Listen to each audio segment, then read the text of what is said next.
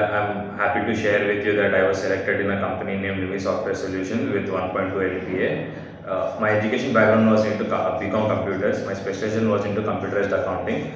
I hold 2 years experience into US staffing. Then I had to switch my domain to IT now.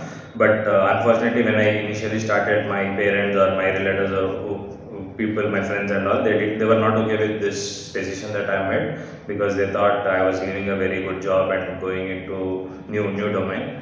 But I took the step. Then I approached JSpiders through one of my friend who's already a student here. Then they really helped me. They taught everything from the scratch. I was nowhere in this computerized things, but they really helped me out. Especially Vivek sir, Prashant sir, Pawan sir, Afroz sir, Pallai madam, and everyone. They even after getting 7 to 8 rejections, they gave me interviews.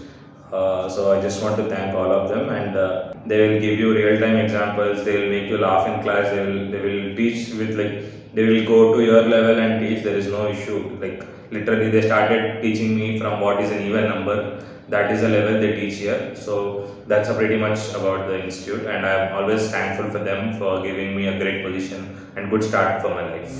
Thank you.